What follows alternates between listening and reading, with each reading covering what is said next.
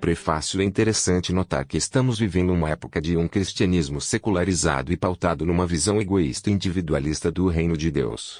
Vivemos um evangelho que é difundido através de benefícios e trocas que obtemos, indulgências terrestres pelo nosso bom comportamento.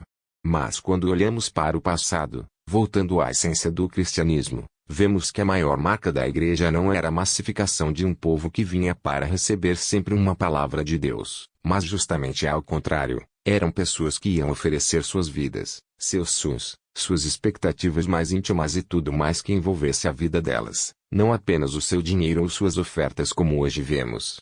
Pagamos para receber uma motivação e uma palavra que vai nos levar ao sucesso. A igreja, ao contrário disso, sabia que quando aceitavam publicamente, a sua fé era quase uma sentença de morte. Este livro tenta trazer uma mensagem de compromisso independente dos benefícios. Capítulo 1. O que é ser um verdadeiro discípulo? Deus cria a partir do nada. Portanto, enquanto o homem não se reduzir a nada, Deus não poderá fazer nada com ele. Os homens que Jesus chamou para andar perto não eram os milionários da sua época e nem os grandes líderes religiosos existentes nas sinagogas. Não eram políticos expressivos e nem autoridades de alto escalão do governo. Eram homens comuns, mas que tinham em suas vidas algo que atraiu o olhar e a atenção de Jesus sobre eles. Infelizmente, temos visto em nosso século, uma prostituição ética e promiscuidade eclesiástica sem precedentes, onde aquilo que não é a ênfase bíblica se tornou a galinha dos ovos de ouro de uma grande quantidade de cristãos, que professam sua fé, baseados em artimanhas humanas, e sutis que no passado já desviou a igreja primitiva de sua real comissão, que era levar todo homem a ser parecido com Jesus. Não espere um sorriso para ser gentil. Não espere ser amado para amar. Não espere ficar sozinho para reconhecer o amor de quem está ao seu lado. Não espere ficar de luto, para reconhecer quem hoje é importante para você. Não espere o melhor emprego para começar a trabalhar. Não espere a queda para lembrar-se do conselho. Não espere a enfermidade para saber quão é frágil a vida. Não espere ter dinheiro aos montes, para então contribuir. Não espere por pessoas perfeitas para então se apaixonar. Não espere a mágoa para pedir perdão. Não espere a separação para buscar a reconciliação. Não espere elogios para acreditar em si mesmo. Não espere a dor para acreditar na oração. Não espere o dia da sua morte sem antes dar o melhor de você para servir a Deus. É impressionante notar que esses homens provavelmente hoje em dia dentro da maioria das igrejas seriam pessoas deixadas de lado, pois não teriam uma coisa que hoje achamos fundamental em se tratando de liderança, o potencial para serem grandes líderes. Fleming era um pobre fazendeiro escocês. Um dia, enquanto trabalhava para ganhar a vida e o sustento para sua família, ele ouviu um pedido desesperado de socorro vindo de um pântano nas proximidades. Largou suas ferramentas e correu para lá. Lá chegando, enlameado até a cintura de uma lama negra, encontrou um menino gritando e tentando se safar da morte. O fazendeiro Fleming salvou o rapaz de uma morte lenta e terrível. No dia seguinte, uma carruagem riquíssima chega à humilde casa do escocês. Um nobre elegantemente vestido sai e se apresenta como o pai do menino que o fazendeiro Fleming tinha salvado. Eu quero recompensá-lo, você salvou a vida do meu filho. Não, eu não posso aceitar pagamento para o que eu fiz, recusando a oferta. Naquele momento, o filho do fazendeiro veio à porta do casebre. És eu filho? Sim. Eu lhe farei uma proposta, deixe-me levá-lo e dar-lhe uma boa educação. Se o rapaz for como seu pai, ele crescerá e será um homem do qual você terá muito orgulho. E foi o que ele fez. Tempos depois, o filho do fazendeiro Fleming se formou no St. Mary's Hospital Medical Show de Londres. Ficou conhecido no mundo como o notável Sr. Alexander Fleming, o descobridor da penicilina. Anos depois, o filho do nobre estava doente com pneumonia, o que o salvou. Penicilina. O nome do nobre? Randolph Churchill. O nome do filho dele? Sir Winston Churchill. A Bíblia nos ensina que colhemos o que plantamos. Jesus escolheu seus discípulos somente depois de passar a noite orando. Naqueles dias retirou-se para o monte a fim de orar, e passou a noite orando a Deus. E quando amanheceu chamou a si os seus discípulos e escolheu 12 dentre eles, aos quais deu também o nome de apóstolos. O que foi que Jesus viu naqueles homens? Será que se você estivesse naquele tempo sendo um dos que andavam com Jesus, você como aqueles homens chamariam a atenção de Jesus? Eles não tinham alguma coisa externa que pudesse chamar a atenção, mas tinham algo dentro deles que era muito mais valioso do que os seus bens ou atributos humanos. Você pode ter inteligência reconhecida pelo mundo todo, pode ter bens, e por esses motivos muitos acharem que você é alguém interessante para a obra de Deus. Pode ter habilidades maravilhosas com a arte ou com a música e achar que isso é suficiente para Deus te levantar como alguém que vai marcar essa geração. Mas o que aqueles homens tinham ia além dessas qualidades. Jesus fez pescadores de homens somente daqueles que estavam dispostos a segui-lo. E disse-lhes: Vinde após mim e eu vos farei pescadores de homens. Jesus diz isso para pescadores de peixes e com isso, ele tira o foco daqueles homens do que é natural e coloca esse foco sobre vidas que para Deus é muito mais valioso do que qualquer tesouro humano. Jesus através desse convite está mudando não apenas a profissão desses homens, ele está modificando o modo de pensar deles. Era um convite pouco peculiar, era um convite para uma mudança completa de perspectiva de vida. E para isso é necessário coragem, pois não é fácil como se parece, mudar toda a nossa estrutura de pensamento, passar a pensar como ele pensa, passar a sentir como ele sente, e tudo que aprendemos colocar no chão e deixar para trás. Tem que haver uma força de vontade muito grande para tomar essa atitude. É aí que podemos dizer que morreremos para os nossos conceitos humanos e começaremos a viver para os conceitos do reino de Deus. As coisas humanas e terrenas deixam de ser para nós uma procura e começam a ser uma consequência. As bênçãos deixam de ser perseguidas para correrem atrás.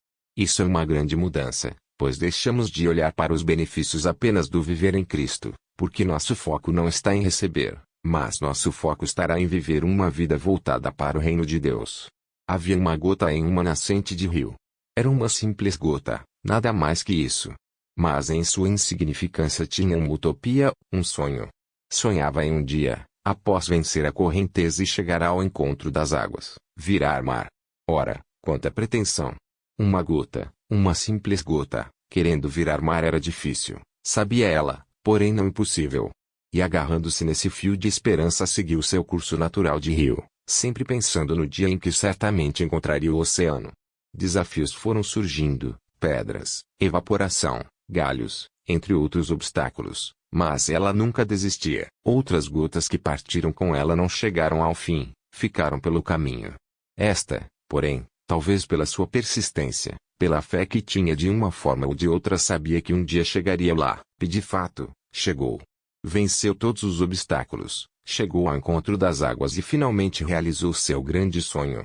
Hoje aquela gota, aquela ínfima gota, Emar, graças à sua persistência conseguiu o que era considerado uma utopia, uma pretensão incomensurável. Não importa, hoje aquela gota é mar. Você também pode ser mar, só depende de si próprio. Você pode ser como aquelas gotas que ficaram pelo caminho, ou como a gota que protagonizou essa história. Só depende de você. Ouse sonhar os sonhos que Deus tem com você. Será mesmo que você está disposto a abrir mão dessa boa vida onde cobra dos pastores ou dos seus líderes sempre um banquete espiritual que vai mudar a sua vida? Seguir Jesus é bem mais fácil do que ser um discípulo. Você só tem o compromisso de ouvir dar palpites. Não precisa se preocupar em procurar alimento, pois ele vem à sua boca. Você só não entendeu ainda que aqueles que recebem alimento na boca estão presos numa gaiola espiritual e o diabo te alimenta todos os dias só para que você não perceba que existe uma grande obra de Deus aí fora esperando você acordar.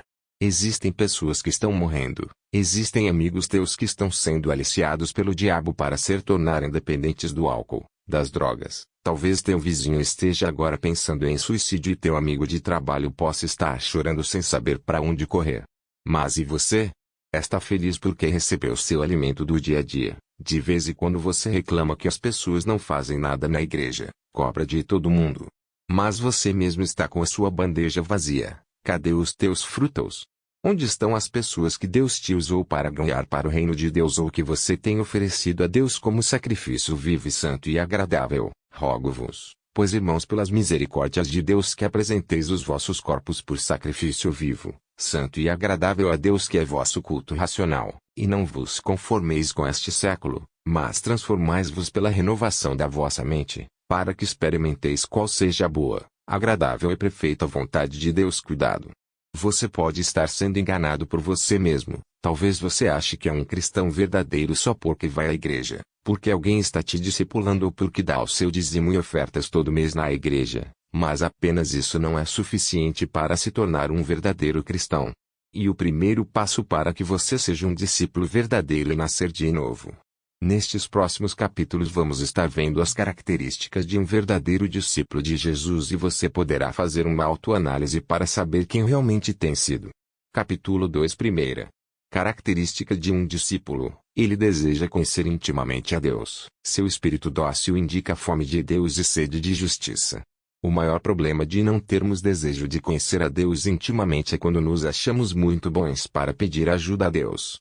Somente aqueles que têm fome de Deus são pessoas que pararam de acreditar que sua força possa ajudá-los. Quando colocamos nossa fé em métodos, fórmulas pré-fabricadas ou artifícios humanos, mas sim que quando dependemos destas coisas e não de Deus corremos o risco de nos frustrarmos e muitos ainda tentarão colocar em Deus a culpa pelas suas próprias frustrações dizendo que fizeram tudo certo e nada aconteceu.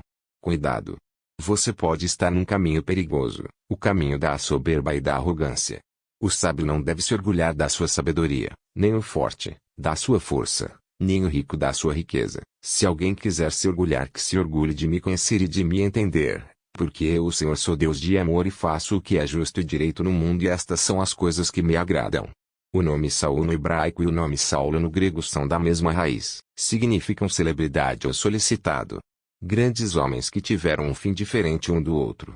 Saul não mudou seu coração. Ele se sentiu insubstituível, alguém importante demais para ser substituído por um menino sem nenhuma expressão como Davi. Esse espírito permeia muitas igrejas hoje em dia. As pessoas querem se sentir importantes, maiores do que elas realmente são, e isso ofende a Deus, pois é pecado.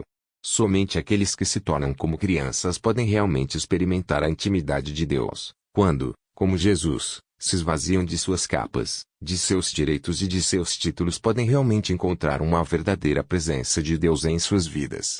Já Saulo, que mudou o nome para Paulo, que quer dizer pequeno, isso sim, foi uma grande mudança. A celebridade muda para pequeno, pois somente pequeno poderia ver que a dependência de Deus o levaria a ser a figura mais importante da igreja primitiva e o maior escritor do Novo Testamento. Quando alguém de fato conhece pessoalmente a Deus, ele muda a sua vida por completo. Enquanto você se sentir importante, vai perceber que Deus não poderá te fazer um verdadeiro discípulo de Jesus, pois você será autossuficiente demais para depender mais dele.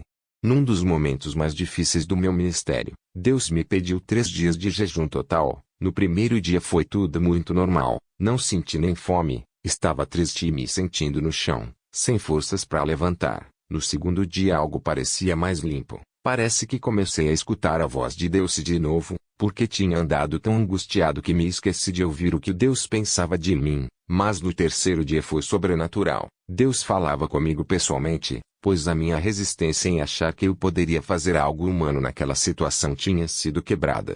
E ele me levou a um texto que marcou a minha vida no livro do profeta Jeremias 17, 5-10. Maldito o homem que confia no homem, faz da carne morta o seu braço. Foi um tapa na minha cara, e eu precisava disso. Descobri que estava tão frustrado porque tinha confiado na força de homens. Muitos pastores ou líderes têm se frustrado em seus ministérios porque confiam nas pessoas que estão com eles, confiam nos seus líderes, confiam na sua habilidade no púlpito. Veja bem, não estou dizendo de confiança no sentido de se relacionar como corpo de Cristo, mas estou dizendo sobre quando colocamos nossas expectativas em pessoas, tiramos nossos olhos de Deus, e mesmo que essas pessoas nos deixem, nos traiam ou mesmo não correspondam às nossas expectativas, isso não pode tirar nossa fé e confiança em Deus, que nunca vai falhar. Foi uma bomba na minha vida e nunca mais vou esquecer o que Deus me falou naqueles dias. Passei aquelas madrugadas orando e buscando a Deus, foi incrível. Mas conhecer intimamente a Deus nos fez depender dele totalmente, e isso é um caminho a ser percorrido, não é uma atitude isolada. Ser verdadeiramente discípulo implica estar disposto a percorrer sempre sem desistir diante das adversidades que irão certamente surgir à nossa frente. Deus sempre é certo. Certa vez, um homem pediu a Deus uma flor e uma borboleta. Mas Deus lhe deu um cacto e uma lagarta. O homem ficou triste, pois não entendeu o porquê do seu pedido vir errado. Daí pensou, também, com tanta gente para atender. E resolveu não questionar. Passado algum tempo, o homem foi verificar o pedido que deixou esquecido. Para sua surpresa, do espinhoso e feio cacto havia nascido a mais bela das flores e a horrível lagarta transformara-se em uma belíssima borboleta. Deus sempre é certo. O seu caminho é o melhor, mesmo que aos seus olhos pareça estar dando tudo errado. Se você pediu a Deus uma coisa e recebeu outra, confie. Tenha certeza de que Ele sempre dá o que você precisa, no momento certo. Nem sempre o que você deseja, é o que você precisa. Como Ele nunca erra na entrega de seus pedidos, siga em frente sem murmurar ou duvidar. O espinho de hoje, será a flor de amanhã. Moisés, antes de ter tido um encontro com Deus, era alguém irritado, violento e que matou um egípcio por causa de um desentendimento. Feriu um egípcio e o escondeu na areia. Após ele ter tido um encontro verdadeiro com Deus, ele se tornou um exemplo de paciência e de humildade a ponto de interceder pelo povo para que não fosse destruído. Agora perdoa-os seu pecado, se não, risca-me, peço-te do teu livro que tens escrito. Alguma coisa mudou dentro dele, pois suas reações não eram mais as mesmas. Ele havia mudado totalmente de dentro para fora. Tornai-vos, pois, praticantes da palavra e não somente ouvintes, enganando-vos a vós mesmos, porque se alguém é ouvinte da palavra e não praticante, assemelha-se ao homem que contempla no espelho o seu rosto natural, pois a si mesmo se contempla e se retira, e para logo se esquece de como era sua aparência. Mas aquele que considera atentamente na lei perfeita, lei da liberdade, e nela persevera, não sendo ouvinte negligente, mas operoso e praticante, esse será bem-aventurado no que realizar. Esse é o primeiro passo para nos tornarmos discípulos, ter um desejo verdadeiro em nosso coração de ouvir a voz de Deus. Quando você tem intimidade com Ele e tem fome dele, coisas vão ser mudadas na sua vida. Pensamentos que você estava acostumado a ter não serão mais aceitos em seu coração, e isso implica em morrer para você mesmo.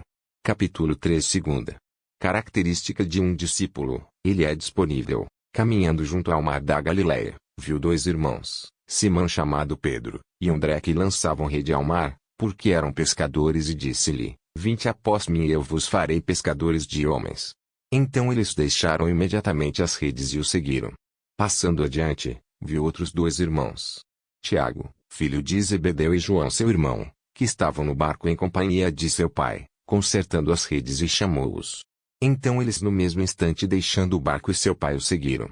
Sempre que tiver oportunidade, o verdadeiro discípulo está disponível e ansioso por estar com seu líder. Sua disponibilidade demonstra a importância que ele dá ao relacionamento de discipulado e o reino de Deus em sua vida. Jesus exigiu que seus discípulos abandonassem tudo o que tinham, até mesmo suas próprias vidas, para segui-lo. Eles teriam de atingir o seu padrão. Temos a tendência de dizer que não temos tempo para mais nada, e isso é uma arma que Satanás tem usado para nos tirar dos trilhos do verdadeiro evangelho. Hoje em dia, cada vez mais as coisas se tornam instantâneas e superficiais. Temos tantos cultos que não temos tempo para desenvolver relacionamentos profundos. Temos tantos afazeres que não temos tempo de qualidade para ouvir um ao outro, e quando estamos juntos ninguém mais fala, pois voltamos toda a nossa atenção para um aparelho chamado televisão. Era uma vez uma jovem, que tinha tudo: um marido maravilhoso, filhos perfeitos, um ótimo emprego, uma família unida, uma igreja abençoada. O estranho é que ela não conseguia conciliar tudo isso. O trabalho e os afazeres lhe ocupavam todo o tempo. O trabalho lhe consumia muito tempo, ela tirava da família, se surgiam problemas, ela deixava de lado o seu ministério. E assim, as pessoas que ela amava e o seu chamado era sempre deixado para depois. Até que um dia, seu pai lhe deu um presente, uma flor caríssima e raríssima, da qual só havia um exemplar em todo o mundo. E disse a ela: Filha, esta flor vai te ajudar muito mais do que você imagina. Você terá apenas que regá-la e podá-la de vez em quando, e às vezes conversar um pouquinho com ela, e ela te dará em troca esse perfume maravilhoso e essas lindas flores. Mas o tempo foi passando, os problemas acumulavam, o trabalho consumia todo o seu tempo e não lhe permitia cuidar da flor. Ela não tinha tempo para ligar para ninguém e nem ajudar aqueles que ela sabia que precisavam dela. Ela chegava a casa, olhava a flor e as flores ainda estavam lá, não mostravam sinal de fraqueza ou morte, apenas estavam lá, lindas e perfumadas. Então ela passava direto. Até que um dia a flor morreu. Ela chegou a casa e levou um susto. A flor estava completamente morta, suas raízes estavam ressecadas, suas flores caídas e suas folhas amarelas. Ela chorou muito, e contou a seu pai o que havia acontecido. Seu pai então respondeu: Filha, eu não posso te dar outra flor, porque não existe outra igual a essa, ela era única. Assim como seus filhos, seu marido e seus irmãos em Cristo, seus pastores e seus discípulos ou pessoas que Deus te deu para que você os abençoasse. Todos são bênçãos que o Senhor te deu, mas você tem que regá-los, podá-los e dar atenção a eles, pois assim como a flor, os sentimentos também morrem.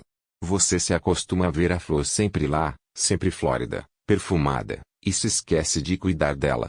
Cuide das pessoas que você ama. E você? Tem cuidado das bênçãos que Deus tem te dado? Lembre-se sempre da flor, pois como ela, você também é bênção do Senhor. Ele nos dá, mas nós é que temos que cuidar.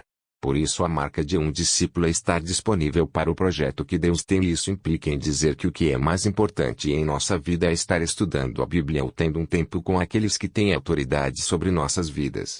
O pão novo. Era um fim de tarde de sábado, eu estava molhando o jardim da minha casa, quando fui interpelado por um garotinho com pouco mais de 9 anos, dizendo: "Tem pão velho?"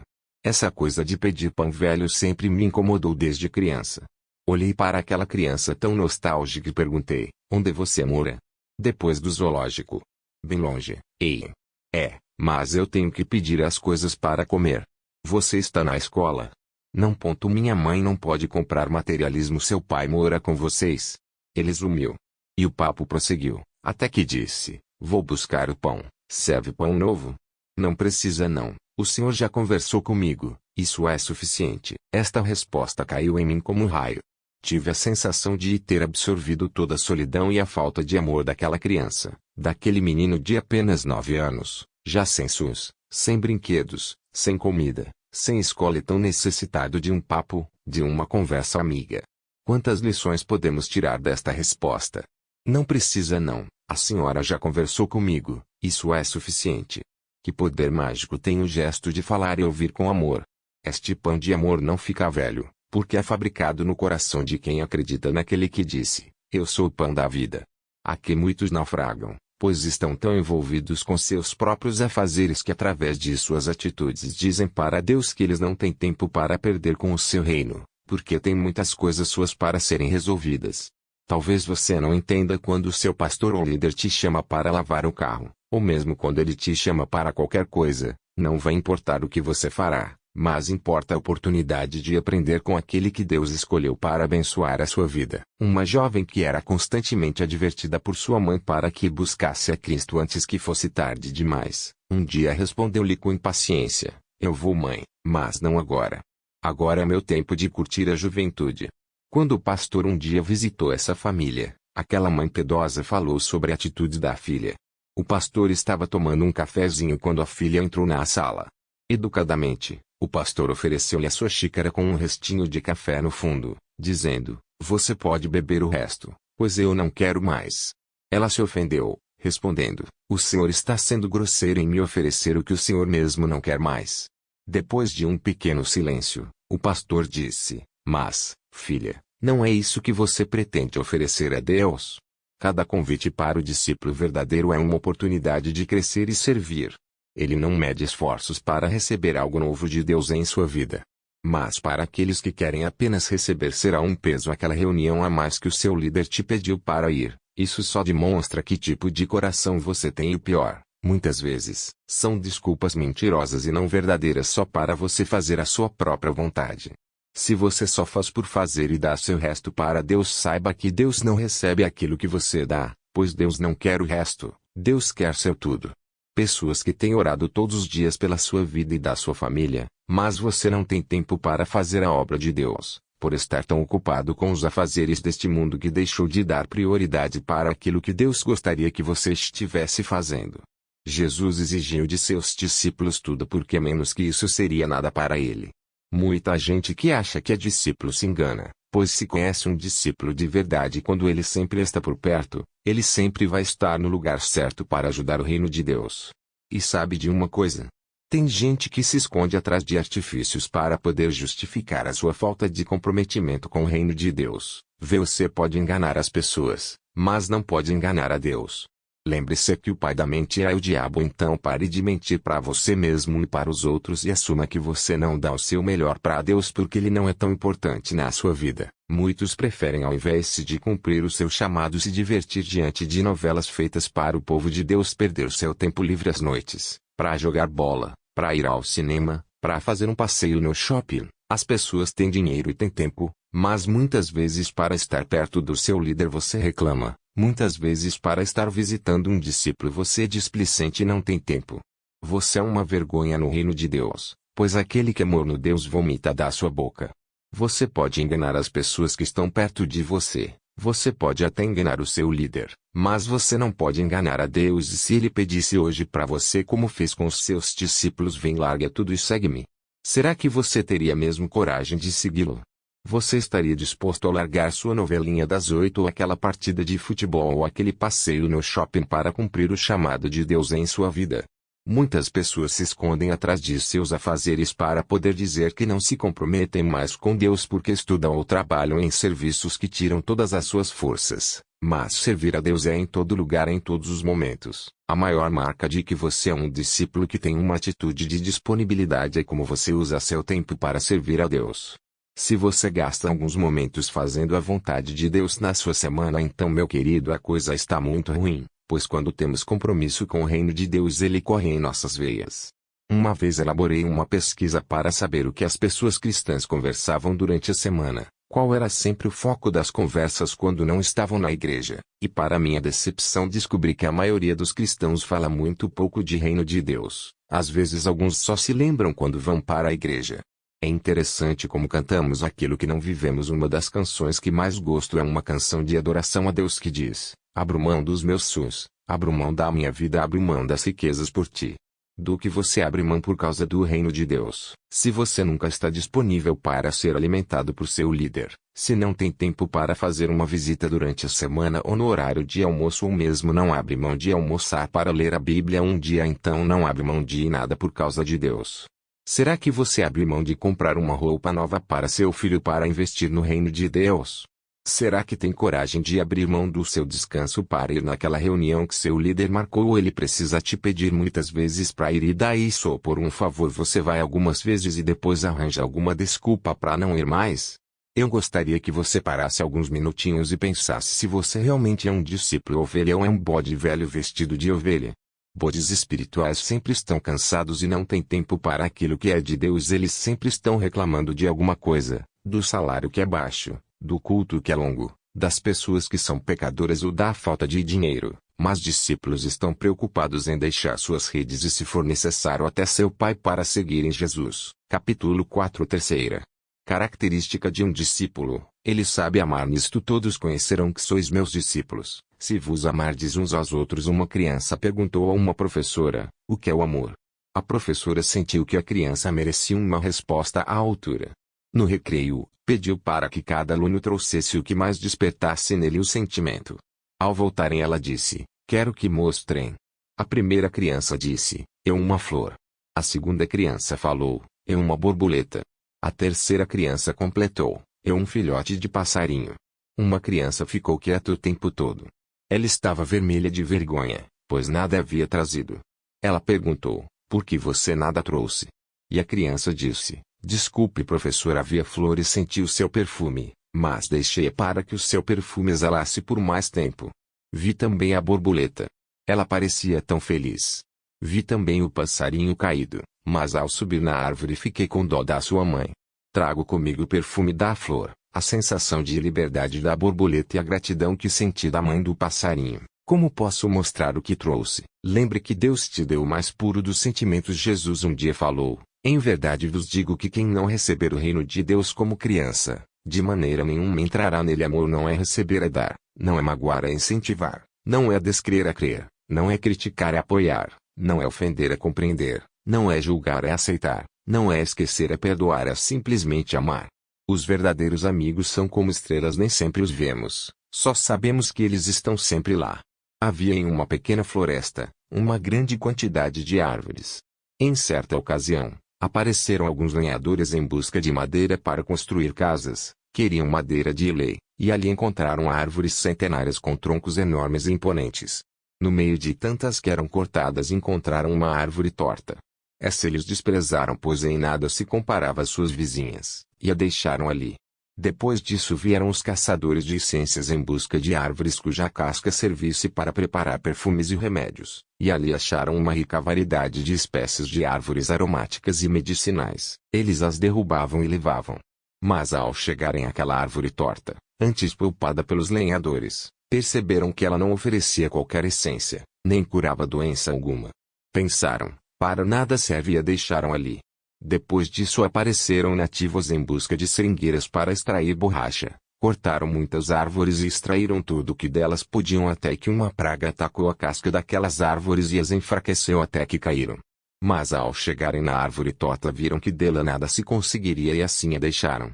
Em pouco tempo aquela pequena floresta foi completamente devastada, restando apenas aquela árvore torta, cuja casca não tinha aroma nem medicina, cujo tronco não faria nem mesmo um tamborete, e cuja seiva para nada servia. Ela havia sido deixada ali porque era apenas uma árvore. Tudo o que podia oferecer era alguns frutos e uma grande e refrescante sombra aos viajantes que por ali passavam. Verdadeiros amigos são como essas árvores, nada podem oferecer a não ser uma profunda e sincera amizade. Que tipo de amor Jesus está falando? Vamos ver o tipo de amor que Jesus nos ensina a viver. E cor. 13:4-8 Que mama é paciente e bondoso.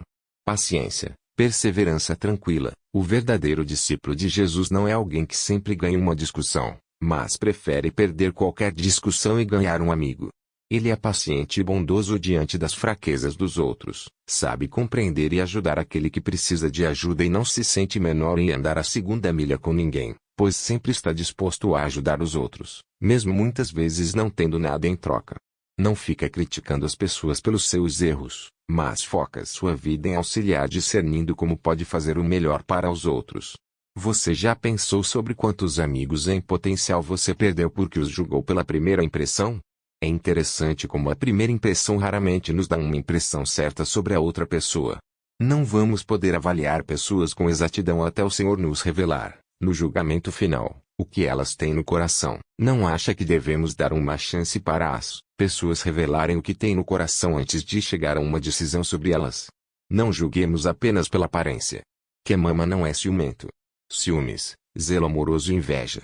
Conhecemos um verdadeiro amigo diante do sucesso, pois quando alguém está sendo abençoado temos a tendência de nos sentirmos inferiores. Quando alguém que conhecemos troca de carro, e nós não temos dinheiro para fazer o mesmo, muitas vezes nos sentimos incomodados com o sucesso alheio. A isso se dá o nome de inveja, mas nunca assumimos esse sentimento mesmo sendo algo que convivemos diariamente. Não é fácil para o ser humano ver os outros crescerem e ver que você às vezes não cresce na mesma proporção. Mas o verdadeiro discípulo de Jesus sabe se alegrar com os que se alegram, sabe amar a ponto de querer que os outros sejam melhores que ele, sabe deixar que as pessoas cresçam mesmo que ele fique para trás, sabe ver a ascensão dos outros como sua própria vitória. Isso realmente é morrer para si mesmo. Isso só pode ter quem ama de verdade, pois quando nos sentimos incomodados com o crescimento dos outros é porque não os amamos de verdade como Cristo nos amou. Quem ama não é orgulhoso. Orgulho, elevado conceito que alguém faz de si mesmo. Muitas vezes somos muito compreensivos com nossos erros e somos extremamente irritados com os erros dos outros. Orgulho é a incapacidade de olhar os outros como superiores a nós, e a palavra de Deus nos exorta que é desta forma que devemos nos relacionar com os outros. O verdadeiro discípulo de Jesus sabe se colocar debaixo de liderança e ter respeito por toda e qualquer autoridade, pois ele sabe o seu lugar, não invade o espaço dos outros, mas por causa do amor sabe se submeter mesmo diante das falhas alheias. Muitas vezes julgamos as pessoas por falhas isoladas achando que podemos condenar as pessoas como verdadeiros juízes, vivem achando defeitos em todos por causa do orgulho pessoal. Na verdade nos sentimos melhores do que os outros e por causa de uma falha condenamos tudo que aquela pessoa fez de bom a sua vida inteira. Os bodes ou falsos cristãos fariseus são habilidosos nisto. Julgam com muita facilidade por causa daquilo que está dentro do seu coração, que é orgulho e soberba. Mas o verdadeiro discípulo sabe olhar com misericórdia para uma vida que necessita de ajuda. Pois não é contra carne e sangue que temos que lutar, mas sim contra os principados, contra as potestades, contra os príncipes do mundo destas trevas, contra as hostes espirituais da iniquidade nas regiões celestes. Durante a guerra, um oficial de artilharia apontou sua arma com grande precisão contra um grupo de homens colocados na floresta, bem à sua esquerda. Quando o comandante levantou o seu binóculo, Ajustando-o para a direção do tiro, disse a seu comandado, friamente: boa pontaria, capitão, mas não atire mais. Aqueles são os nossos companheiros do 39º pelotão. Esse grave erro é repetido, tristemente, com muita frequência no exército do Senhor. Muitas vezes, as armas de fogo espirituais que poderiam ser usadas para derrubar as fortalezas de Satanás são desviadas e apontadas contra irmãos cristãos. Um dos grandes truques do diabo para regimentar os soldados de Cristo a fim de fazê-los destruir a si mesmos é o julgamento. É muito comum vermos cristãos procurando encontrar erros na vida de outros irmãos. Uns vigiam a hora em que os demais chegam à igreja, outros reparam no tipo de vestimenta dos irmãos e irmãs. Alguns prestam atenção se o vizinho deu ou não uma oferta e outros estão lá apenas para criticar o louvor e a palavra do pregador. O Senhor nos salvou e nos recrutou para ser, como diz um antigo hino, um dos tais. E para que sejamos uma bênção em suas mãos, precisamos estar atentos espiritualmente para não errar o alvo. Não fomos chamados para encontrar erros nos irmãos e sim para abençoá-los. É claro que não devemos concordar com erros, mas não temos o direito de fazer qualquer julgamento. Devemos orar por aqueles que não dão um bom testemunho e procurar ajudá-los para que a luz do Senhor também brilhe em suas vidas. Quando criticamos os irmãos, estamos, sem o perceber, fazendo o jogo de Satanás e, ao mesmo tempo, derrubando a eles e a nós também. Siga as instruções do comandante Jesus e você não errará o alvo. Quemama não é vaidoso. Vaidade, desejo exagerado de atrair atenção, homenagens ou reconhecimento dos outros. Porque fazemos alguma coisa para Deus. Se você não é reconhecido pelas pessoas que estão acima de você e isso te incomoda é porque talvez esteja fazendo as coisas para as pessoas e não para Deus. A falta de reconhecimento pode levar as pessoas à depressão e angústia. Talvez seja assim que você esteja se sentindo agora. Mas quando aprendemos a amar aos outros, mesmo sem sermos reconhecidos, nossa vida não é afetada pelo que os outros possam ver do nosso trabalho. Pois fazemos porque amamos e não precisamos de plateia para que isso seja evidenciado. A ambição e a vaidade são os nomes das avenidas que levam o homem à destruição moral e espiritual, fazem com que ele não perceba a beleza das pequenas coisas do dia a dia, onde existem verdadeiros tesouros. O medo de perder suas conquistas o levará a percorrer caminhos que certamente não agradarão a Deus. O fim do caminho do ganancioso é ter alegrias passageiras, que aprisionam a alma. A ganância é uma droga perigosa, ela alucina, cega e causa dependência até a morte. Para muitos é uma característica dos vencedores, para nós nada mais é do que um sintoma de falta de humildade e saudável dependência de Deus. A vaidade é terrível, ela corrói e derruba grandes homens de Deus, por isso o verdadeiro amor é aquele que faz sem precisar ser notado. Se deixarem de te agradecer por alguma coisa que você fez de bom e isso te incomodar é talvez porque você fez para ser notado. Quemama não é grosseiro. Grosseiro, mal educado ou falta de educação. Existe muita gente que confunde autoridade com a oportunidade de pisar nos outros. O verdadeiro discípulo sabe tratar bem todas as pessoas porque as ama de verdade, sabe falar com a esposa ou esposo com firmeza sem ser grosseiro, sabe repreender uma pessoa com carinho e amor sem precisar usar de desprezo por esta pessoa. Ele ama e por isso sabe conduzir sua vida como reflexo da vida de Jesus. Sabe ser agradecido por aqueles que o abençoaram, sabe ser verdadeiro sem que isso sirva de desculpa para ser mal educado, usar do adjetivo ser verdadeiro para dar patadas nos outros, isso não é verdade, pois ser verdadeiro é falar da forma certa que é com amor e respeito pelos outros. Se você como eu, tem o temperamento um pouco mais forte, melhor ainda, você terá a oportunidade de depender mais de Deus para fazer esse princípio valer no seu dia a dia. Cuidado com suas explosões. Elas irão refletir o quanto você depende verdadeiramente de Deus e nada pode ser impossível para ser mudado como vemos em Icor 10 e 13. Quemama não é egoísta. Egocentrismo, considerando-se sempre a figura central. Egoísmo, excesso de amor próprio. O egoísmo é a maior religião do mundo, pois é o culto a si mesmo. O discípulo que tem o amor verdadeiro dentro de si sabe dar valor a outras pessoas. Infelizmente muitas pessoas acham que apenas aquilo que ela faz tem valor e o que os outros fazem não tem valor nenhum. Muitas vezes por causa do nosso egoísmo nem prestamos atenção ao que as pessoas nos dizem, pois estamos tão preocupados com nossos afazeres que para nós é perda de tempo escutar o problema das pessoas. Em alguns lugares isso é até explorado como forma de fé. Buscamos somente aquilo que nos traga benefício próprio, onde esquecemos que nosso chamado principal é ajudar os outros. conforme vemos em Mateus 28, 18 a 20. O culto a si mesmo ou às minhas necessidades me leva a não olhar para a necessidade dos outros que estão ao meu redor, e o verdadeiro discípulo tem sensibilidade para ver as necessidades daqueles que estão ao seu redor, como era Jesus. Ele estava sempre disposto a ajudar aqueles que eram necessitados, as prostitutas, aos ladrões e muitos outros enfermos que necessitavam de ajuda. Mas quando somos egoístas, olhamos para nós mesmos e não temos nem tempo, nem paciência em ajudar os outros por achar que somos o centro do universo. Que mama não fique irritado. Irritabilidade, zangado, nervosismo. Aqui está um estágio avançado do amor ágape. Ele não deixa que a irritação tome conta da sua vida. Você pode ser tentado, mas por causa do amor você consegue dominar esse câncer que muitas vezes quer tomar conta da nossa vida. A tentação vem e você vence, mas se não consegue vencer é porque não está amando com o amor de Deus, e sim com a força do seu amor humano. O amor ágape é o amor que emana do Pai, é aquele que levou Jesus a morrer na cruz em nosso lugar. Por isso só podemos ter esse amor quando buscamos a Deus. É um amor sobrenatural, pois no natural teremos reações cheias de irritação que nos levarão a nos afastar de determinadas pessoas que nos irritam através de suas atitudes ou mesmo personalidade. O verdadeiro discípulo de Jesus sabe que pode vencer a irritação através da dependência de Deus e mortificando a sua própria carne, fazendo morrer a sua velha natureza humana. Que mama não guarda mágoas. Mágoa significa estar ferido, ofendido, pisado. O perdão é o princípio mais forte do cristianismo, porque foi através dele que fomos resgatados pelo sangue de Jesus, e por isso ele é tão difícil de ser vivido em sua íntegra.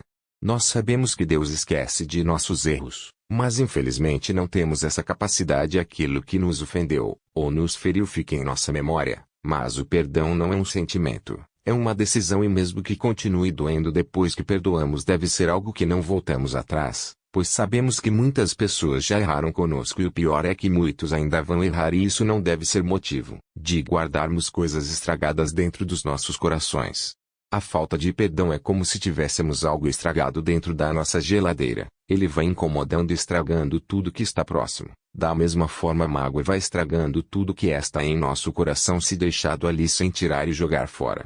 Você pode ter todo o motivo do mundo de estar machucado por causa de coisas terríveis que fizeram com você, mas deixar que isso te prejudique mais do que já te prejudicou não é o melhor caminho. Jogue agora mesmo fora esse sentimento que tem levado você a ser alguém triste, amargurado e abatido. Comece a viver uma nova vida na força do Espírito Santo de Deus, perdoando todos aqueles que te feriu. Isso é amor. Caminhar sempre no caminho do perdão e da restauração de sua alma. Lembro-me de certa situação onde um amigo meu, que o considerava um irmão, no momento que eu mais precisava, ele me deu as costas. Eu só queria um abraço dele, mas ele me desprezou, e isso ficou no meu coração por muito tempo e impedia que eu tivesse novos amigos. Mas um dia o Espírito Santo falou bem forte, e em meio às lágrimas, numa mensagem sobre perdão, decidi perdoar e amá-lo e abençoá-lo.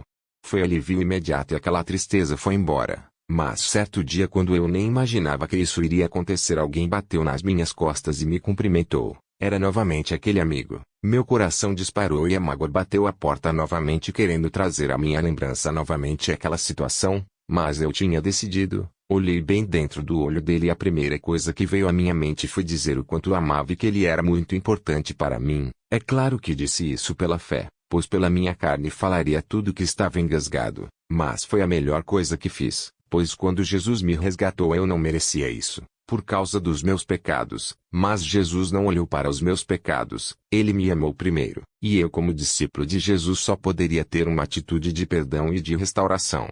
O abracei firme e de verdade dentro de mim profetizei bênção sobre a vida dele. Isso foi algo tremendo na minha vida. Saí daquele lugar abençoado e livre de toda a prisão que em outros tempos aquela mágoa tinha feito da minha vida. Agora era um homem livre para ser abençoado por Deus. Que mama não fica alegre quando alguém faz algo errado, mas se alegra quando alguém faz certo.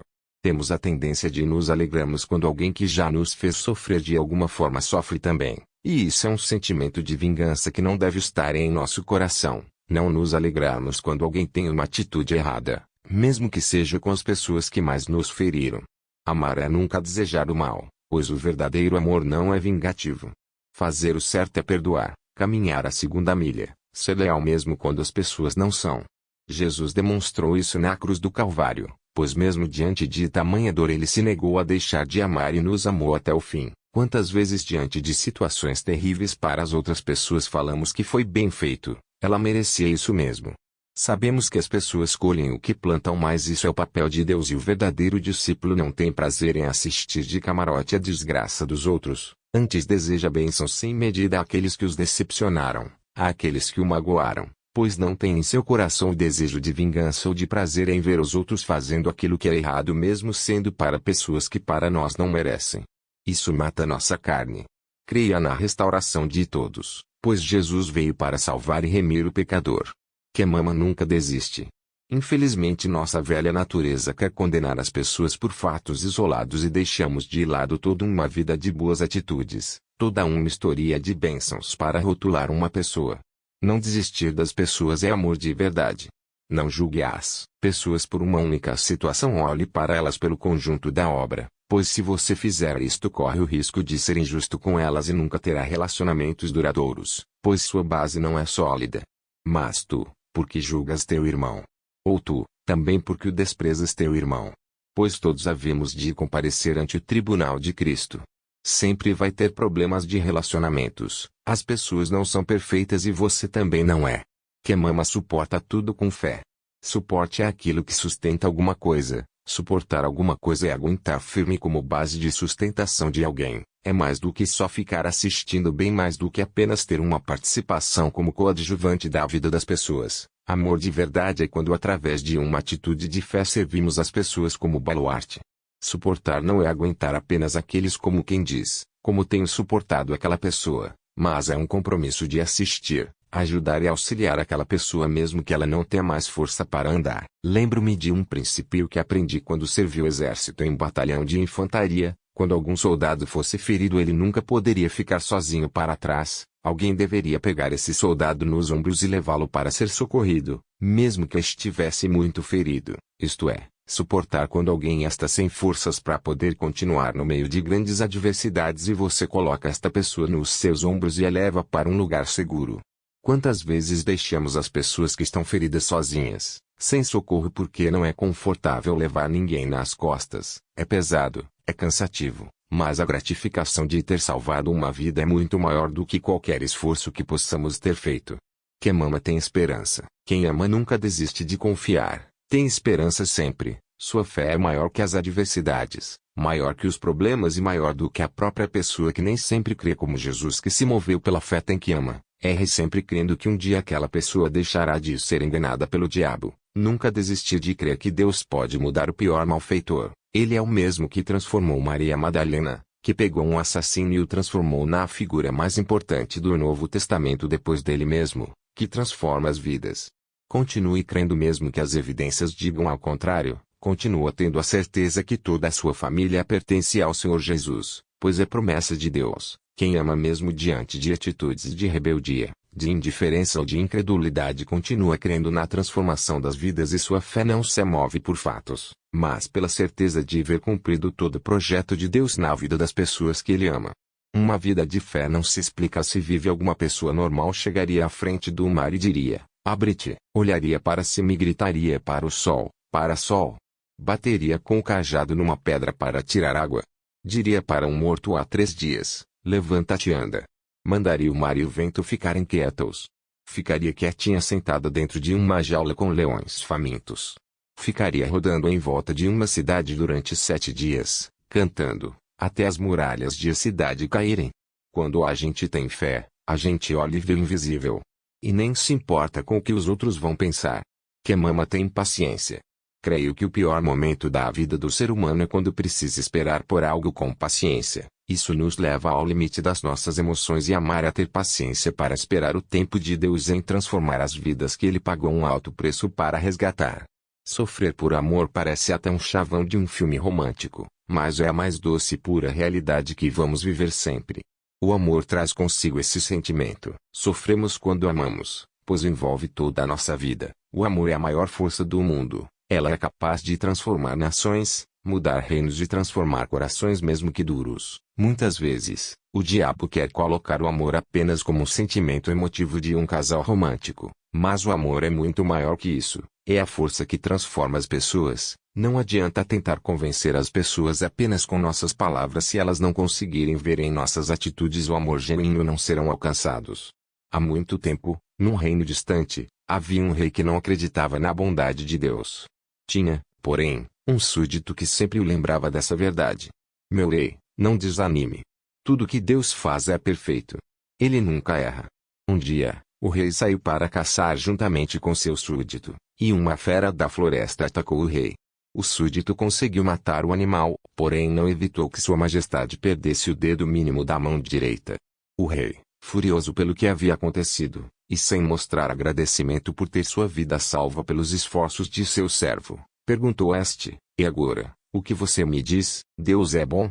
Se Deus fosse bom eu não teria sido atacado, e não teria perdido meu dedo.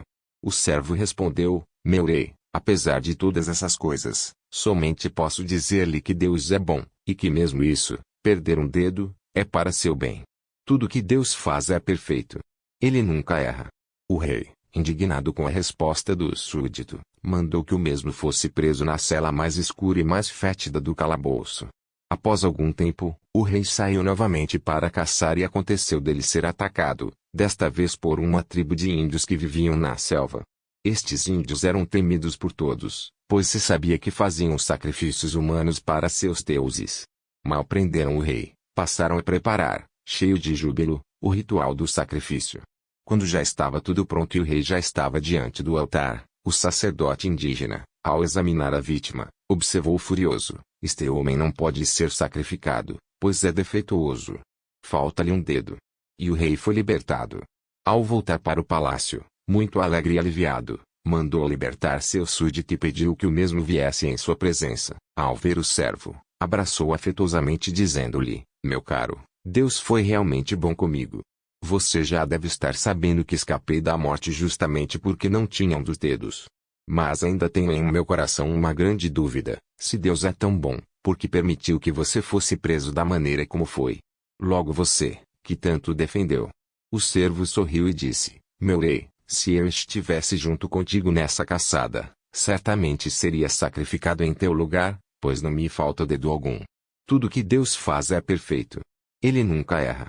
O amor nos dá a capacidade de, mesmo nos momentos mais difíceis, continuar coerentes com nossa fé, pois esperança é a certeza das coisas que ainda não aconteceram, mas que temos a certeza que acontecerão, e não para nenhuma dúvida nesta nossa posição, ainda que os acontecimentos ressaltem o contrário. Capítulo 5 quarta.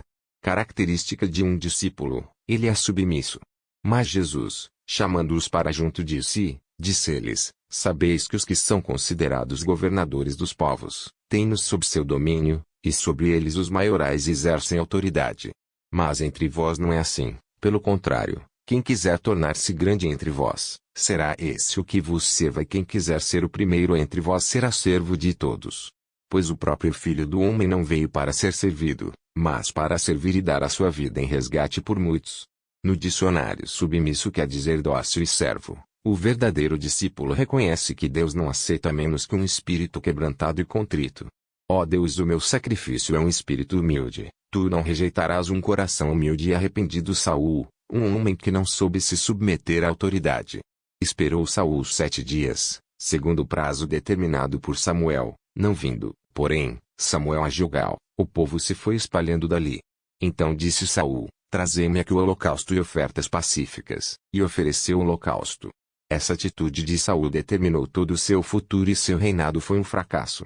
A falta de submissão é como um câncer que cresce dentro de alguém. Às vezes a pessoa nem percebe que tem essa doença, mas ele fica quieto, não dá sinais visíveis, mas num determinado instante estoura e destrói tudo que está por perto.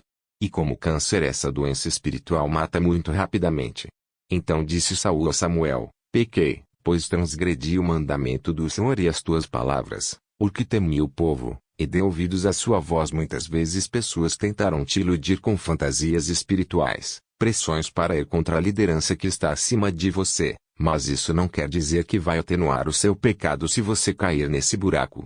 Agora Deus está te dando uma chance de mudar o seu futuro. Arrependa-se, você tem sido insubmisso, e volte ao caminho que você se desviou. Ore agora mesmo e confesse o seu pecado. Peça perdão àquele que você ofendeu com atos, palavras ou atitudes de insubmissão. pois só assim você será aceito novamente na presença de Deus. Lembre-se que, nossos pecados fazem separação entre nós e Deus. Davi, um homem que soube reconhecer a autoridade mesmo quando Saul tentava matá-lo.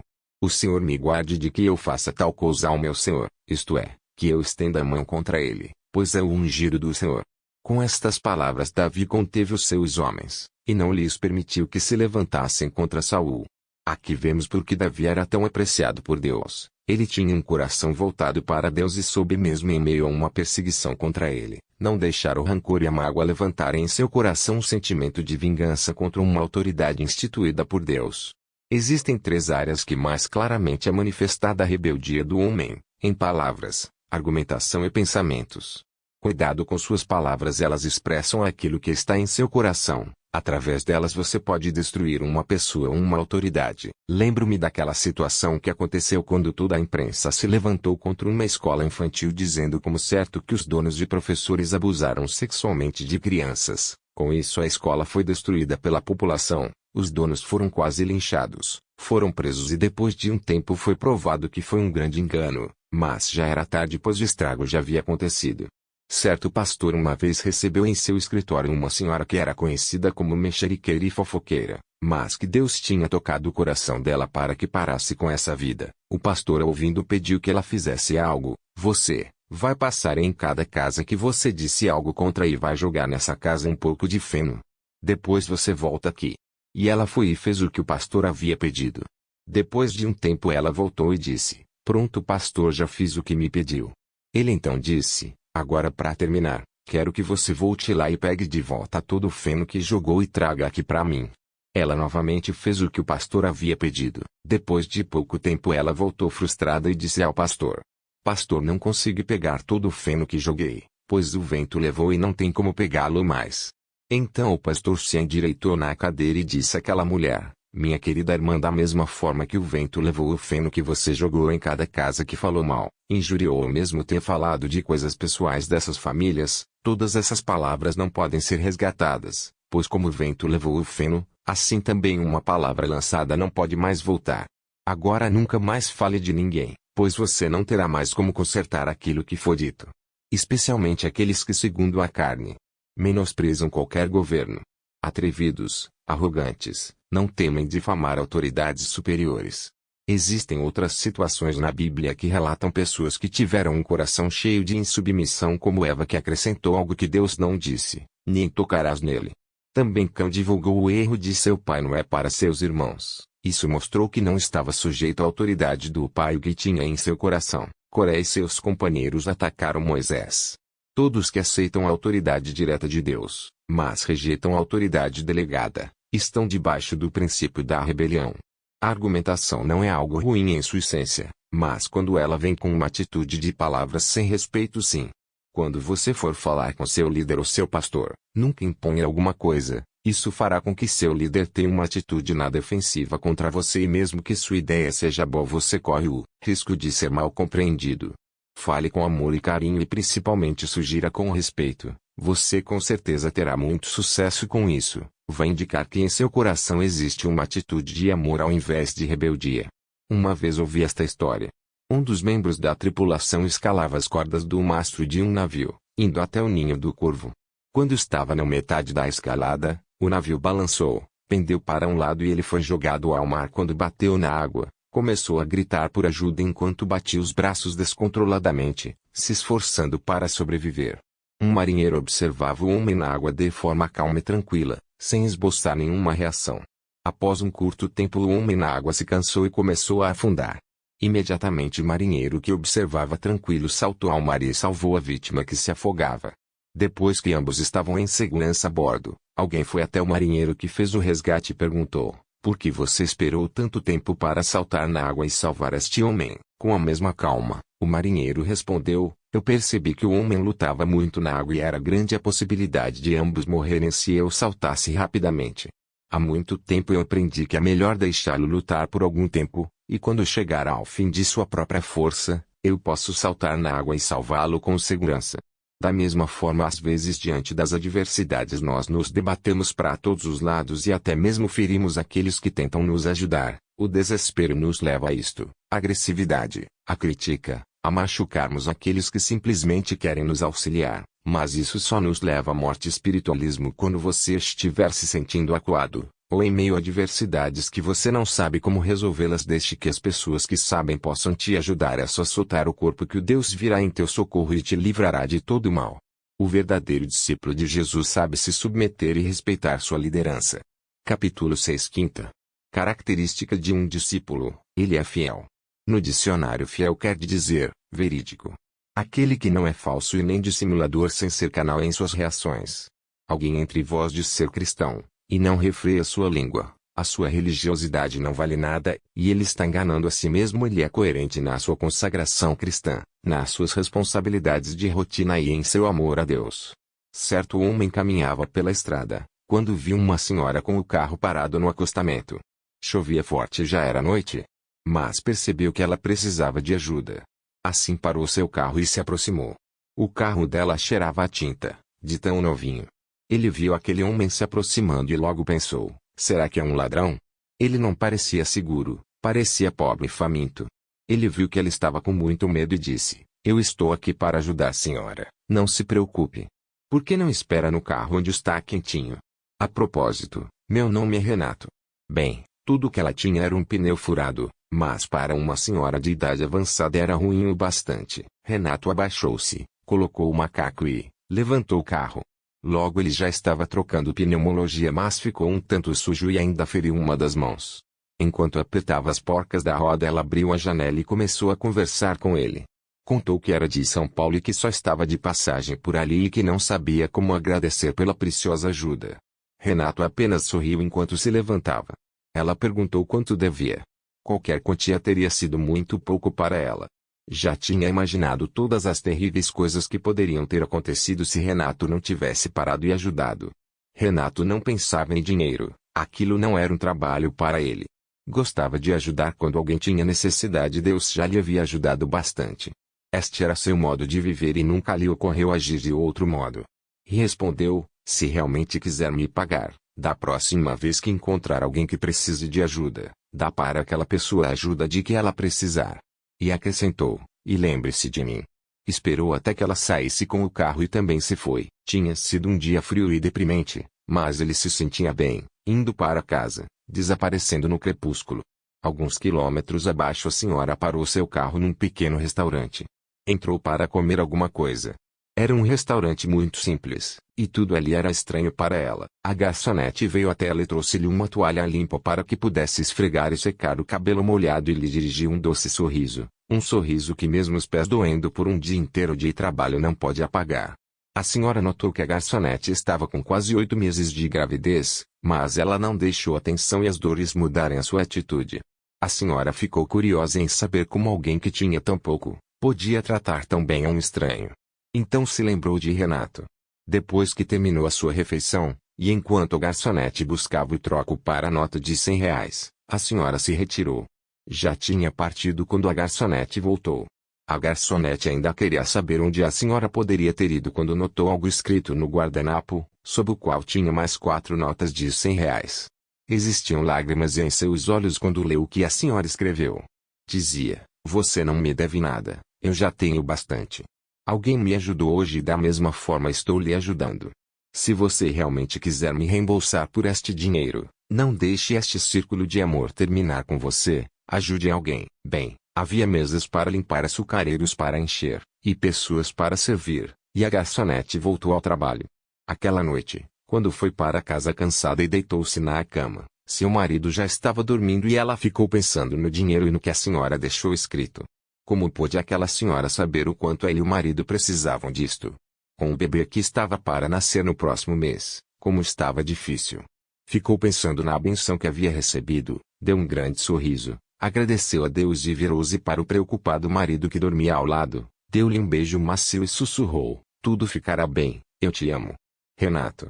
Quando somos fiéis, nem sempre todos os verão e reconhecerão isto. Certamente essa fidelidade será admirada por Deus, pois seremos verdadeiros discípulos de Jesus quando demonstramos que o amamos através das nossas atitudes em todos os momentos. Quando nossa família vê que tudo o que somos na igreja também somos em nossas casas, Quando as pessoas que trabalham conosco sabem que somos verdadeiros discípulos de Jesus através das nossas atitudes e de nossas palavras. Ser fiel é mesmo no silêncio, entender, é que enxugar as lágrimas, acompanhar mesmo à distância, se doar sem esperar nada em troca, ouvir no silêncio, sorrir com teu sorriso, é estar feliz com tua felicidade.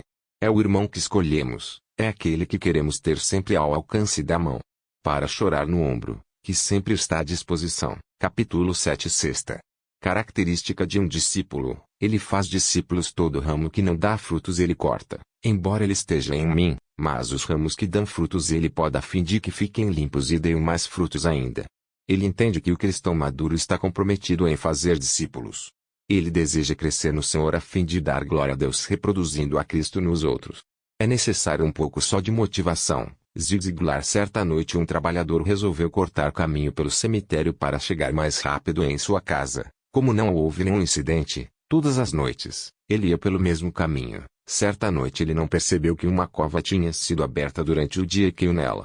Imediatamente ele começou a fazer um esforço desesperado para sair dali, mas depois de alguns minutos ele decidiu relaxar e aguardar até o dia amanhecer para que alguém o ajudasse a sair. Ele sentou num canto e estava quase adormecendo quando um bêbado também caiu dentro da cova. Sua chegada despertou o trabalhador, porque o bêbado tentava sair, agarrando-se nas laterais da cova. Nosso herói esticou o braço e tocou na perna do bêbado e disse: "Amigo, você não pode sair daqui." Mas o bêbado num só pulo saiu. A maioria das vezes que não damos frutos não é porque as pessoas não desejam Deus, mas é porque de fato não estamos interessados em dar frutos. Isso não é a prioridade para nossas vidas, nem mesmo pensamos sobre isso. É que o reino de Deus para nós é apenas um passatempo de final de semana. Uma linda ilustração. Naquela manhã, sentiu vontade de dormir mais um pouco. Estava cansado porque na noite anterior fora deitar muito tarde. Também não havia dormido bem. Teve um sono agitado. Mas logo abandonou a ideia de ficar um pouco mais na cama e se levantou, pensando na montanha de coisas que precisava fazer na empresa.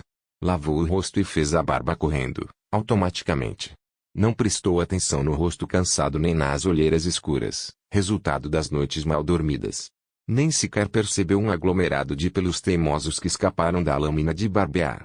A vida é uma sequência de dias vazios que precisamos preencher, pensou enquanto jogava roupa por cima do corpo. Engoliu o café da manhã e saiu resmungando baixinho um bom dia, sem convicção. Desprezou os lábios da esposa, que se ofereciam para um beijo de despedida. Não notou que os olhos dela ainda guardavam a doçura de mulher apaixonada, mesmo depois de tantos anos de casamento. Não entendia por que ela se queixava tanto da ausência dele e vivia reivindicando mais tempo para ficarem juntos. Ele estava conseguindo manter o elevado padrão de vida da família, não estava. Isso não bastava. Claro que não teve tempo para esquentar o carro nem sorrir quando o cachorro, alegre, abanou o rabo. Deu a partida e acelerou. Ligou o rádio, que tocava uma canção antiga do Roberto Carlos, Detalhes Tão Pequenos de Nós Dois. Pensou que não tinha mais tempo para curtir detalhes tão pequenos da vida. Pegou o telefone celular e ligou para sua filha. Sorriu quando soube que os netinhos haviam dado os primeiros passos. Ficou sério quando a filha lembrou de que há tempos ele não aparecia para ver o neto e o convidou para almoçar. Ele relutou bastante, sabia que gostaria muito de estar com o neto, mas não podia, naquele dia, dar-se ao luxo de sair da empresa. Agradeceu o convite, mas respondeu que seria impossível, quem sabe no próximo final de semana. Ela insistiu, disse que sentia muita saudade e que gostaria de poder estar com ele na hora do almoço. Mas ele foi irredutível, realmente, era impossível. Chegou à empresa e mal cumprimentou as pessoas. A agenda estava totalmente lotada, e era muito importante começar logo a atender seus compromissos, pois tinha plena convicção de que pessoas de valor não desperdiçam seu tempo com conversa fiada. No que seria sua hora do almoço, pediu para a secretária trazer um sanduíche e um refrigerante dietético. O colesterol estava alto, precisava fazer um check-up, mas isso ficaria para o mês seguinte. Começou a comer enquanto lia alguns papéis que usaria na reunião da tarde. Nem observou que tipo de lanche estava mastigando. Enquanto engolia e relacionava os telefonemas que deveria dar, sentia um pouco de tontura, a vista embaçou. Lembrou-se do médico advertindo-o, alguns dias antes, quando tivera os mesmos sintomas, de que estava na hora de fazer um check-up. Mas ele logo concluiu que era um mal-estar passageiro. Terminado o almoço, escovou os dentes e voltou à sua mesa. A vida continua, pensou. Mais papéis para ler, mais decisões a tomar, mais compromissos a cumprir. Nem tudo saía como ele queria. Começou a gritar com o gerente, exigindo que este cumprisse o prometido. Afinal, ele estava sendo pressionado pela diretoria. Tinha de mostrar resultados. Será que o gerente não conseguiu entender isso? Saiu para a reunião já meio atrasada. Não esperou o elevador. Desceu as escadas pulando de 2 em 2 degraus. Parecia que a garagem estava a quilômetros de distância, encravada no miolo da terra e não no subsolo do prédio. Entrou no carro, deu partida e, quando ia engatar a primeira marcha, sentiu de novo mal-estar. Agora havia uma dor forte no peito. O ar começou a faltar. A dor foi aumentando. O carro desapareceu. Os outros carros também. Os pilares, as paredes, a porta, a claridade da rua, as luzes do teto, tudo foi sumindo diante de seus olhos, ao mesmo tempo em que surgiam cenas de um filme que ele conhecia bem. Era como se o videocassete estivesse rodando em câmera lenta. Quadro a quadro, ele via a esposa, o netinho, a filha e, uma após outra, todas as pessoas que mais gostava. Porque mesmo não tinha ido almoçar com a filha e o neto. O que a esposa tinha dito à porta de casa quando ele estava saindo, hoje de manhã. Por que não foi pescar com os amigos no último feriado? A dor no peito persistia, mas agora outra dor começava a perturbá-lo, a do arrependimento. Ele não conseguia distinguir qual era a mais forte, a da coronária entupida ou a de sua alma rasgando. Escutou o barulho de alguma coisa quebrando dentro de seu coração, e de seus olhos escorreram lágrimas silenciosas. Queria viver, queria ter mais uma chance, queria voltar para casa e beijar a esposa, abraçar a filha, brincar com o neto. Queria. Mas não deu tempo. Como está sua vida? Qual o tempo que tem dedicado às coisas pequenas, mas importantes, da vida? E Deus, em que lugar você o coloca? Lembre-se, são poucas as pessoas que têm uma segunda e nova oportunidade de vida para mudar. Capítulo 8 Sétima.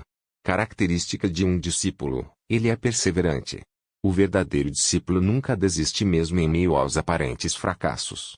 O grande segredo na busca das conquistas de nossos sonhos é crer que nada nos impedirá de realizá-los. Não importa se o caminho será de flores ou de pedras, se será pavimentado e liso ou esburacado e cheio de obstáculos, se será transposto sob sol claro e brisa agradável ou grandes tempestades, o certo é que nós chegaremos lá. O desânimo bateu à sua porta. Nem responda, faça de conta que você não está em casa. Com certeza ele nunca lhe fará bem, sempre trará consequências desagradáveis para a sua vida. O desânimo muitas vezes pode colocar tudo a perder, nos deixando solitários, revelando a nossa fraqueza e a falta de confiança no nosso Deus. O desânimo é muito egoísta. Sente-se magoado e acha que a culpa pelo que lhe acontece de ruim é sempre dos outros e nunca de si mesmo.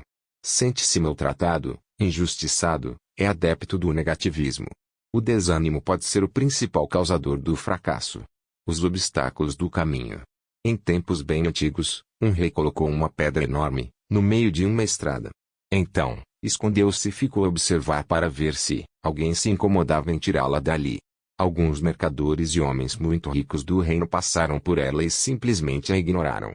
Até murmuraram contra o rei, dizendo que ele não mantinha as estradas limpas, mas nenhum deles tentou remover a pedra. Passa, então, um camponês com um grande molho de verduras. Ao aproximar-se da imensa rocha, põe de lado a sua carga e tenta removê-la. Após muita força e suor, conseguiu finalmente colocá-la na borda da estrada. E quando se preparava para voltar a pegar as verduras, notou que havia uma bolsa no local onde estava a pedra. Abriu-a e viu, maravilhado, que a bolsa continha muitas moedas de ouro e uma nota escrita pelo rei dizendo que aquele ouro era para a pessoa que tivesse removido a pedra do caminho. O camponês aprendeu que todos deveriam saber de cor, que todo obstáculo é sempre uma oportunidade de melhorarmos a nossa atual condição. É muito fácil se manter positivo, e com uma atitude para cima, quando as coisas vão bem ao nosso redor. O grande desafio de viver é, quando a vida começa a lhe apresentar problemas, angústias e contínuas aflições. Porém, são em ocasiões como esta que uma postura de fé pode fazer a maior de todas as diferenças. Manter uma atitude de fé em meio a problemas e circunstâncias adversas, não significa que você deva viver em um estado de negação, recusando-se a admitir os seus problemas. Pelo contrário, é necessário que você encare os problemas com clareza e realismo, à luz de suas implicações, sem se permitir ser lançado para o contra. Em cada dificuldade, sempre está presente uma oportunidade. O nosso Deus tem uma habilidade muito especial de intervir em tempos de necessidades. Este é um fato tremendamente confortador.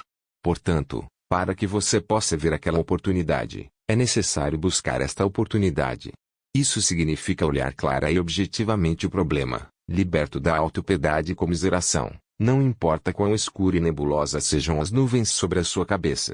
Não negue os seus problemas e não permita que eles venham a lhe negar as possibilidades que só podem ser experimentadas em meio a adversidades. Um homem investe tudo o que tem numa pequena oficina. Trabalha dia e noite, inclusive dormindo na própria oficina. Para poder continuar nos negócios, empenha as próprias joias da esposa. Quando apresentou o resultado final de seu trabalho a uma grande empresa, dizem-lhe que seu produto não atende ao padrão de qualidade exigido. O homem desiste. Não. Volta à escola por mais 2 anos, sendo vítima da maior gozação dos seus colegas e de alguns professores que o chamavam de visionário. O homem fica chateado. Não. Após 2 anos, a empresa que o recusou finalmente fecha contrato com ele. Durante a guerra, sua fábrica é bombardeada 2 vezes, sendo que grande parte dela é destruída. Essa é a gota d'água e o homem desiste. Não.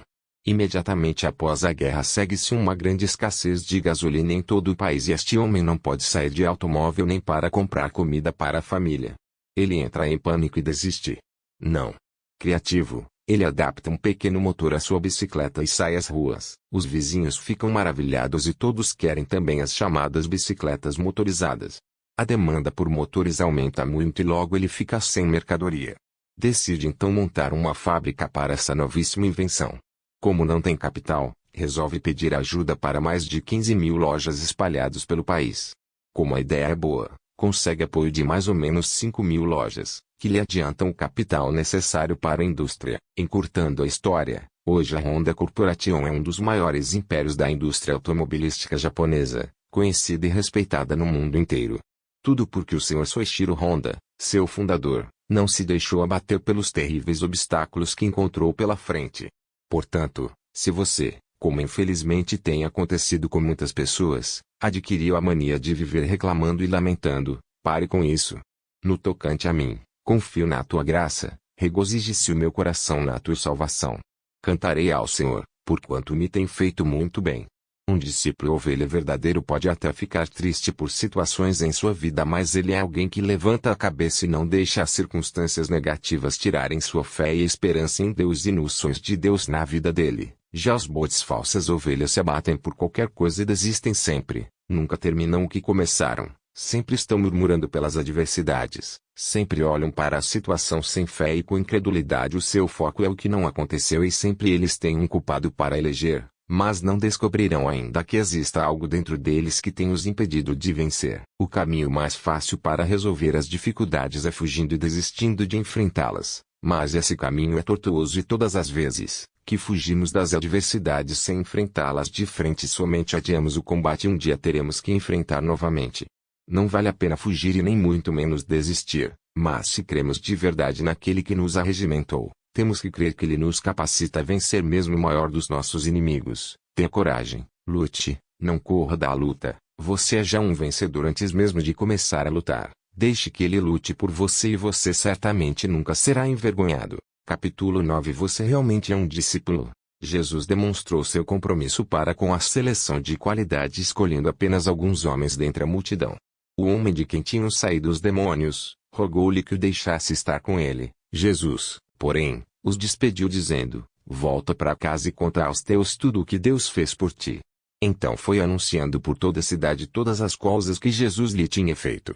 Um grande executivo de recursos humanos, ele estava acostumado a revelar grandes líderes de negócios, confidenciou a uma pessoa próxima uma única vez, que foi surpreendido. Ele sempre costumava fazer tirar o paletó e afrouxar o nó da gravata, colocar os pés em cima da mesa e falar de futebol, família, carros ou qualquer outro assunto até que ele via que a pessoa estava à vontade de fazer a seguinte pergunta: qual é o objetivo da sua vida? Ele disse que é impressionante que executivos de alto nível se intimidam diante dessa pergunta. Certo dia, durante uma entrevista com um candidato, depois de ter feito tudo o que estava acostumado a fazer, fez a pergunta. O candidato respondeu sem pestanejar, disse: ir para o céu e levar comigo o maior número de pessoas que puder. Pela primeira vez na carreira daquele profissional, ele disse que ficou sem saber o que dizer. Indo ele caminho fora, alguém lhe disse: seguir-te-ei para onde quer que fores. Mas Jesus lhe respondeu: as raposas têm seus covis e as aves do céu ninhos, mas o Filho do Homem não tem onde reclinar a cabeça. A outro disse Jesus: segue-me. Ele, porém, respondeu: permite-me ir primeiro sepultar meu pai. Mas Jesus insistiu: deixe os mortos sepultar seus próprios mortos. Tu, porém, vai e prega o reino de Deus. Esses homens tinham prioridades erradas ou estavam presos a afetos antigos e por isso foram excluídos. Alguns que quiserem estar com ele receberam a resposta que não poderiam. O propósito do discipulado é equipar alguém que morreu para si mesmo a reproduzir noutras pessoas um caráter como o de Cristo. Você tem um propósito eterno em sua vida. No alto de uma montanha, 3 árvores sonhavam com seu futuro. A primeira disse assim: quero ser um baú cheio de tesouros. A segunda disse: quero ser um grande navio e transportar reis e rainhas. E chegou a vez da terceira árvore. Então ela disse: quero ficar aqui e ser tão grande que, quando alguém olhar para mim, as pessoas se lembrem de Deus. Disse a terceira. Um dia, lenhadores cortaram as árvores. Da primeira, fez-se uma manjedoura para animais. Da segunda, um pequeno barco. Da terceira, vigas que ficaram jogadas num depósito. Todas ficaram desiludidas e tristes com seu destino. Numa bela noite cheia de luz e estrelas, uma mulher colocou seu bebê recém-nascido na manjedoura. E a primeira árvore viu que guardava o maior tesouro do mundo. Anos depois, o barco transportava um homem adormecido quando principiou uma tempestade. O homem levantou-se e disse paz, acalmando a tormenta. E a segunda compreendeu que levava o rei do céu e da terra. Tempos mais tarde, numa sexta-feira, as vigas foram unidas em forma de cruz e um homem foi pregado nelas. A terceira árvore sentiu-se terrível e cruel, mas, no domingo seguinte, ela soube que o homem havia morrido para salvar a humanidade. As pessoas sempre lembrariam de Deus e de seu Filho quando olhassem para a cruz. Vimos neste livro várias características de um discípulo verdadeiro, onde você pode analisar sua vida se realmente tem sido alguém segundo o coração de Deus ou tem sido um mero frequentador de igreja, mas que na verdade conhece a Deus parcialmente, por intermédio dos outros, não tendo verdadeiramente uma intimidade com Deus. Por muito tempo fui um frequentador assíduo de igreja, mas não havia conhecido Jesus, pois meu caráter era distorcido. Eu não me parecia com Jesus, era apenas um falsificador do reino de Deus que parecia ser cristão, mas lá dentro não era de verdade. Hoje você tem a oportunidade de mudar isto em sua vida, através de uma atitude de fé e de coragem. Se você deseja hoje se tornar um discípulo de Jesus, gostaria de sugerir uma oração. Diga assim: Senhor Jesus, eu tenho te conhecido de ouvir falar, mas hoje quero te conhecer de andar contigo. Não tenho sido um verdadeiro discípulo, mas quero hoje uma mudança do meu caráter. Tenho te conhecido como Salvador da minha vida, mas hoje quero te conhecer como Senhor, dono e único proprietário de minha vida. Obrigado pelo perdão dos meus pecados em nome de Jesus. Amém. Que Deus te abençoe ricamente em todas as áreas de sua vida. Você é agora um discípulo e como discípulo tem uma grande obra de Deus a realizar. Mãos à obra, você tem autoridade para mudar esta geração.